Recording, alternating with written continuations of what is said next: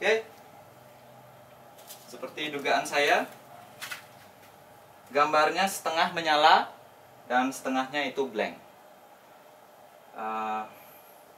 Oke teman-teman, kita ketemu lagi di channel YouTube Anak Agung Dwiarsana. Sekarang kita akan belajar bersama membongkar TV. Jadi belajar membongkar TV. Di belakang sini ada TV Samsung Smart TV 32 in TV LED, dan kerusakannya itu adalah dia, kalau kita hidupin ada suara tapi tidak ada gambar. Oke, ada suara tapi nggak ada gambar, dan backlight menyala. Backlight nyala sesuai dengan pesannya, gambar blank, suara normal. Jadi kita akan coba untuk membuka TV ini dan mengecek apa yang terjadi, apa kerusakan yang terjadi pada TV ini.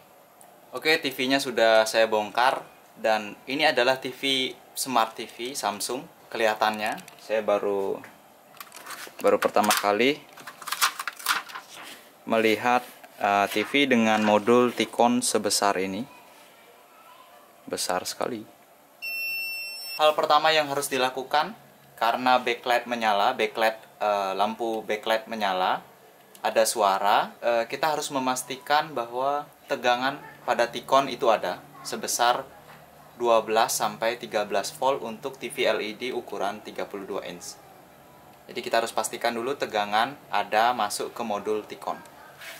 Kenapa saya kok bisa langsung mengatakan kita harus mengukur tegangan pada fuse di modul T-Con?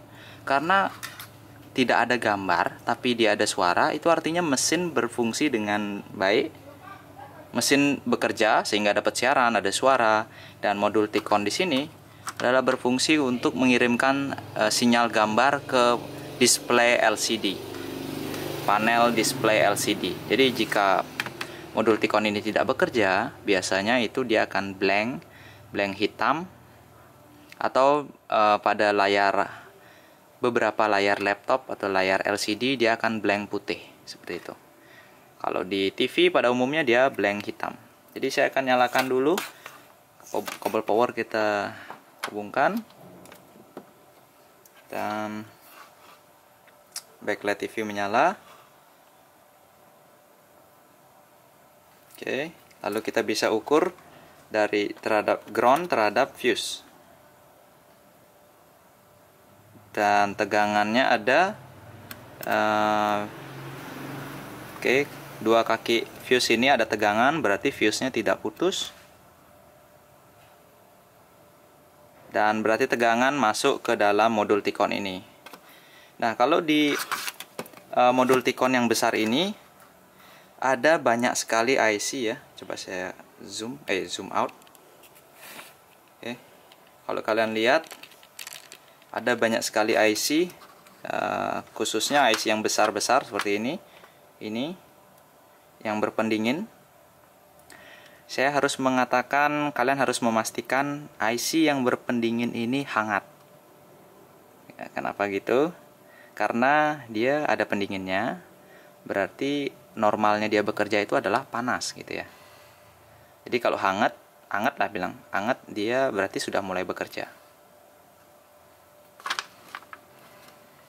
Kalian harus pastikan. Dan di sini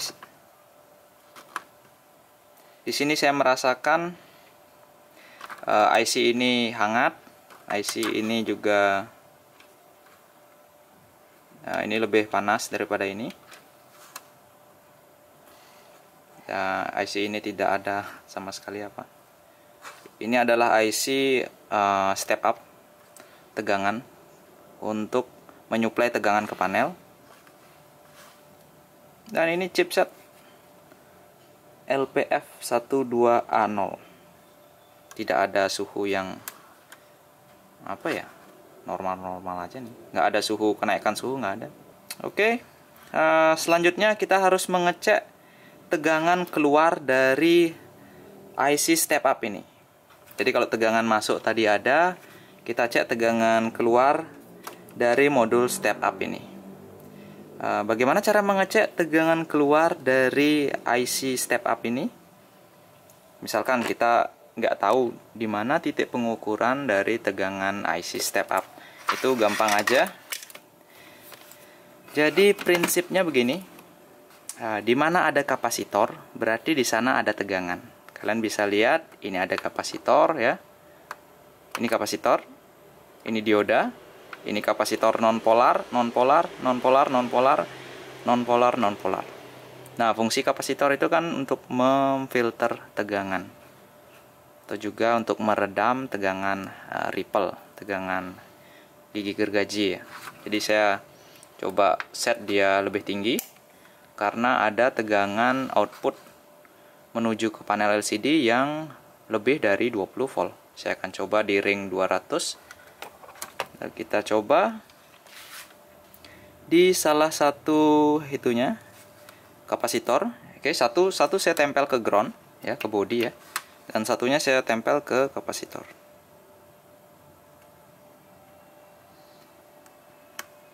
Tidak ada tegangan sama sekali.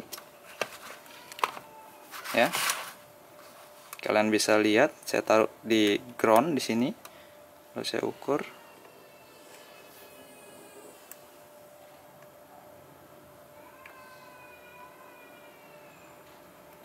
Oke.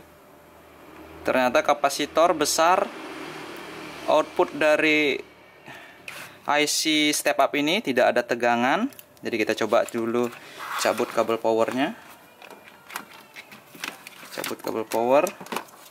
Dan kalian bisa mulai untuk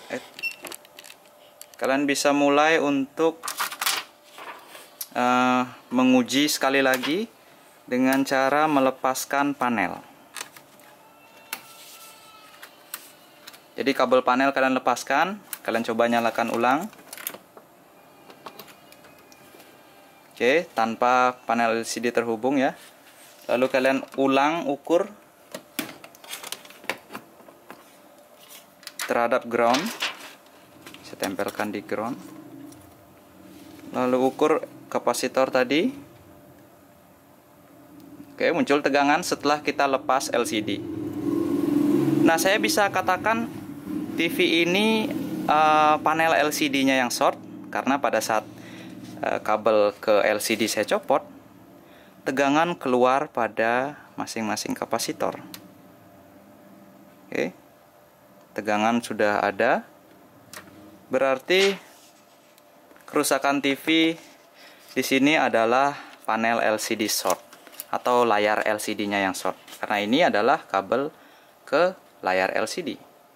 Nah, untuk sementara baru itu aja yang kita tahu setelah kita mengukur dengan LCD terhubung dan tanpa LCD terhubung. Terlihat bedanya, tegangan pada kapasitor itu ada dan tidak ada. Jadi pada saat panel kita lepas, ternyata tegangan kapasitor keluar. Itu menandakan bahwa ternyata panel LCD short yang menyebabkan IC step up tegangan di sana protect sehingga tidak keluar tegangan sama sekali. Dan apakah itu masih bisa diperbaiki? Kita akan lanjut dengan analisa berikutnya. Nah, analisa berikutnya masih dalam kondisi kabel LCD yang tercopot ini. Satu persatu kita akan hubungkan. Jadi ada dua ya. Di sini kalian bisa lihat ada dua PCB yang terpisah. Jadi kita akan hubungkan satu aja dulu. Gimana? Kita akan hubungkan seperti ini dan biarkan satunya terlepas. Lalu nyalakan TV. Dan kita akan kembali ukur tegangan pada kapasitor tadi yang ada. Oke, kembali kapasitor tidak ada tegangan sama sekali.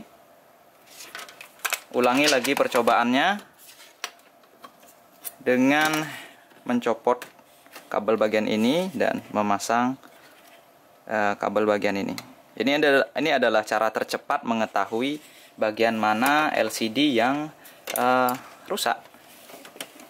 Jadi ini adalah trik untuk kalian yang lagi servis TV ya. Ini trik tercepat. Dipasang, biarkan sampai menyala dulu, lalu ukur kembali. Oke. Dan ternyata ini terlepas, ini terpasang, tegangan ada. Itu artinya kabel bagian ini itu short atau kemungkinan ada konslet. Dan saya berani bilang, tunggu dulu. Saya berani bilang bahwa sekarang gambarnya muncul dengan kondisi setengah blank. Coba lihat dulu. Ntar salah ngomong. Kita akan lihat.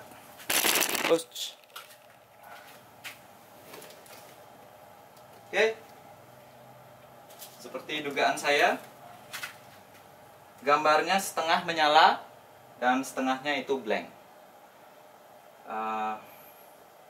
Nah, kalian sudah lihat tadi kita dengan mencoba untuk memasangkan setengah bagian dari layar LCD itu, ternyata gambar muncul dan sebelahnya itu blank. Blank itu karena kita tidak menghubungkan satu flat kabelnya. Nah, sekarang kita sudah tahu poinnya bahwa flat kabel yang kita tidak pasang itu bermasalah. Dan selanjutnya kita akan bongkar frame plastik ini, dan untuk bisa melihat ke dalam bagian PCB ini. Maaf, tangan kiri ini. Jadi kita akan bongkar untuk melihat bagian kiri ini. Bagian kiri dari saya, tangan kiri. Jadi kita akan bongkar dulu frame-nya.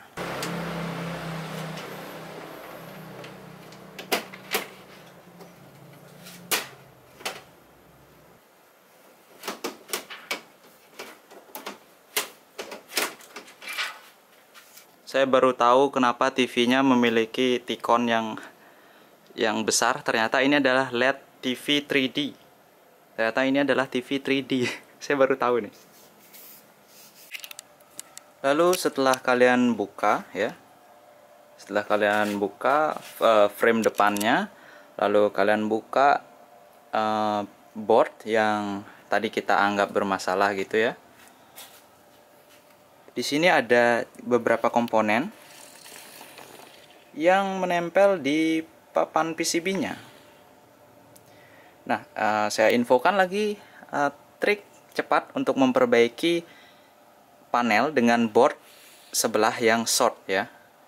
Jadi ini adalah hanya sebelah saja yang short, karena tadi kita pasang sebelah itu dia masih bisa membuat TV-nya menyala setengah gitu. Dan triknya adalah kalian bisa mengukur kapasitor ya, mengukur kapasitor yang terhubung dengan ground dan langsung terhubung ke apa namanya ini? Flat kabel ke panel ya. Ini panel LCD. Lalu ini flat kabelnya, IC COF-nya, dan ada kapasitor yang kalian lihat terhubung ke ground satunya, dan satunya langsung ke flat kabel. Kalian bisa lihat ada beberapa yang seperti itu. Kalau saya tunjukkan, tunggu sebentar, saya lihat dulu. Nah, kayak gini. Ini ya, ada elko kapasitor dengan ukuran lebih besar dari yang lainnya ya. Kalian bisa lihat ukuran kapasitor lebih besar pada yang lain, terhubung ke ground dan ke panel, ke flat ini juga. Dan kita lihat di tempat lain juga ada kapasitor ke ground dan kapasitor ke panel. Ini adalah kapasitor paling besar. Kalau ini ada yang R, ada yang juga kapasitor. Dan ini juga, dan ini juga di sini, dan ini. Kita akan ukur menggunakan avometer. Oke, untuk perbaikan sekarang saya menggunakan avometer yang ada fungsi buzzernya. Jadi kalau kita nyalakan pada mode buzzer, jika ada rangkaian atau jika ada yang titik ukur yang kita ukur itu short, maka dia akan mengeluarkan suara buzzer beep gitu. Jadi untuk memudahkan saja, kita akan coba langsung nyalakan dan pindah select ke mode buzzer. Mungkin buzzernya agak kecil ya. Saya akan coba untuk shortkan avometernya, dan kalian akan dengar mungkin ada suara beep.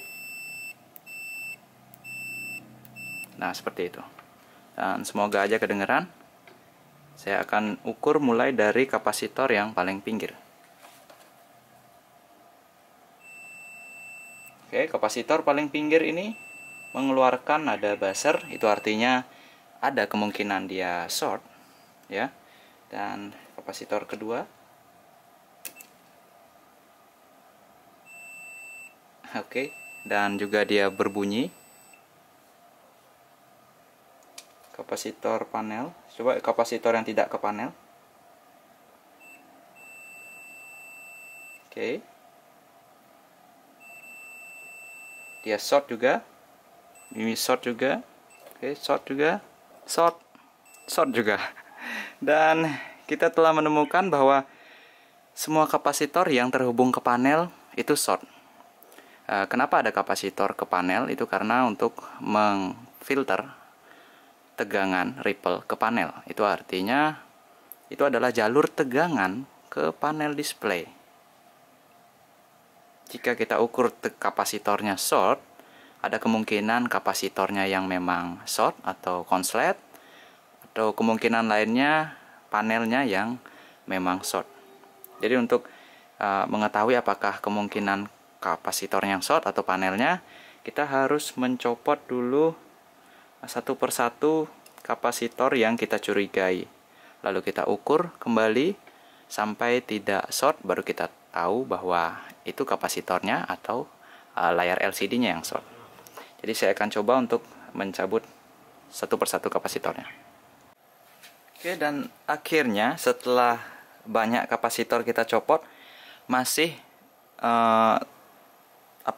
short ya. Ternyata masih ada suara buzzer.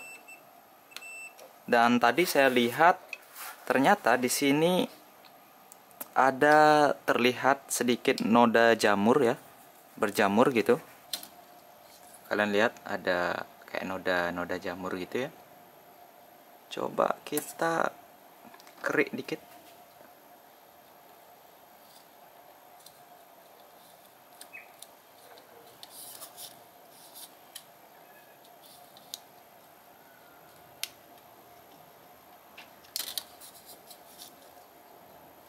Di sini nampak seperti jalur yang bukan jamuran lagi, tapi di sini sudah korosi. Saya duga ini panel LCD-nya sudah pernah kena air ya. Oke, jadi kalau kalian lihat menggunakan ini ya, kaca pembesar,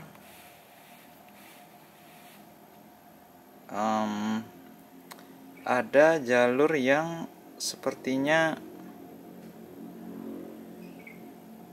di sini ya terbakar ya, sangat kecil sekali, mungkin agak susah lihatnya. Oke, kelihatan ya, ini dia samar-samar, tapi di situ, di putih ini, yang ada putih ini, kita bisa lihat ada lubang kecil di sana, sama seperti video sebelumnya yang terbakar itu. Ya, di bagian belakangnya kalian bisa lihat ada putih-putih ini ya. Bagian bawahnya ini ada noda hitam, itu bekas seperti terbakar.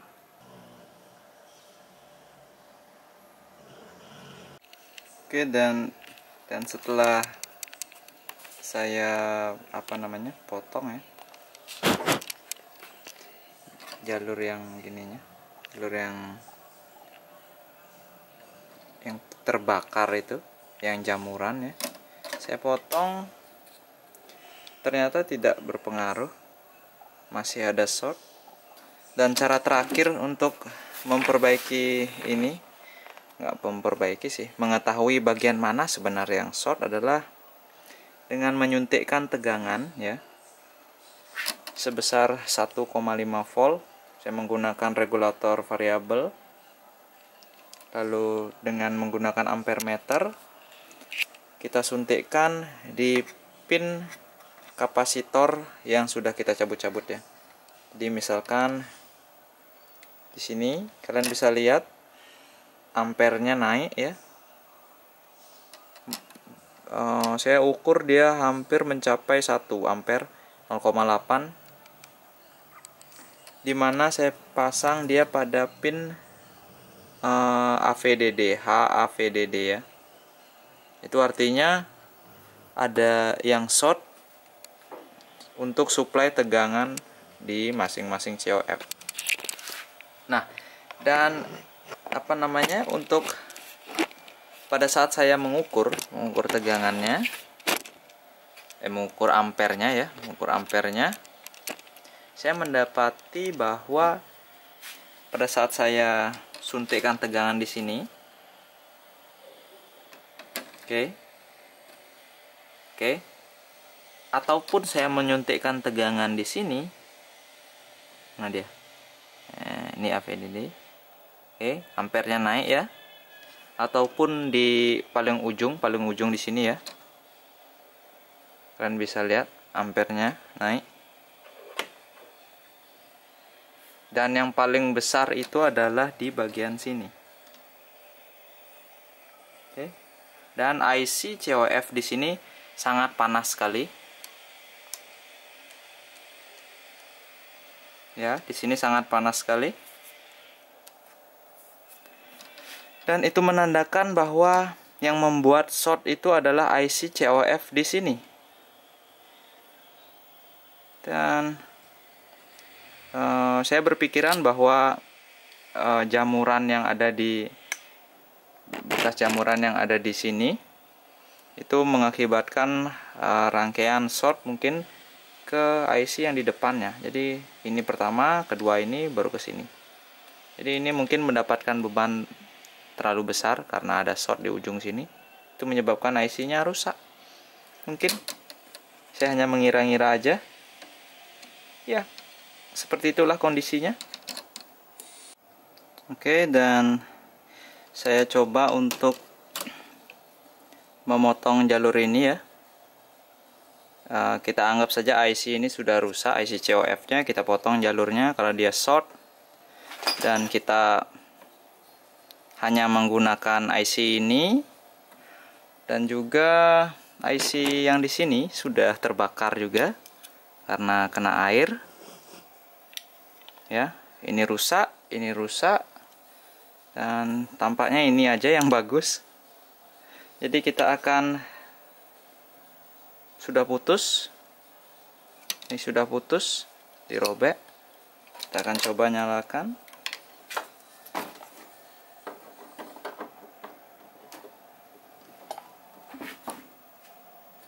Dan kalian bisa lihat kondisinya. Nyala TV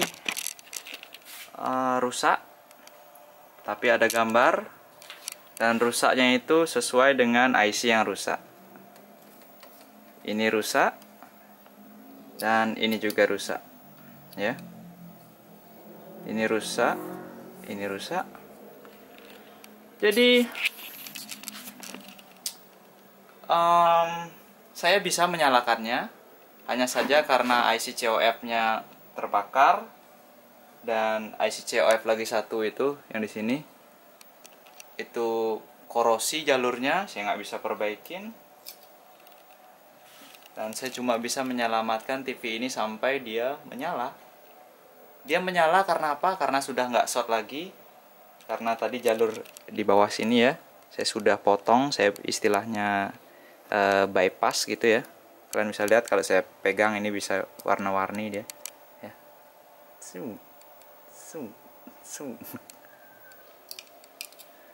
Dan apa ya, lihat dah, ini ada garis ya. Kalau kalian perhatikan, kalau dipegang hilang garisnya, ya. Jadi ada 1, 2, 3 COF. Yang masih menyala hanya 1 COF saja. Nah oke teman-teman, sekian dulu video belajar kita hari ini. Kita mendapatkan kesimpulan bahwa penyebab dari matinya gambar pada TV LED ini adalah shortnya IC COF pada flat kabel. Jadi itu disebabkan oleh satu, itu karena adanya korosi di flat kabelnya, dan yang satunya itu nggak ada korosi, cuman dia short. Jadi setelah diputus kabel suplai tegangan ke IC COF di keduanya, di COF yang korosi dan COF yang diukur ampernya besar, itu ternyata TV-nya masih bisa menyala. Dan ini adalah COF yang short, dan ini adalah COF yang korosi. Nah seperti itu. Jadi kita nggak 100% berhasil, karena saya sendiri nggak bisa mengganti flat kabelnya. Ada alat khusus untuk mengganti itu, tapi kita hari ini ada belajar tentang bagaimana menganalisa kerusakan yang ada pada TV ini. Oke, jika kalian suka video ini, klik tombol like. Dan juga jangan lupa subscribe channel YouTube ini untuk mendapatkan video-video lainnya tentang elektronika dari Dwi Arsana. Oke, sampai jumpa.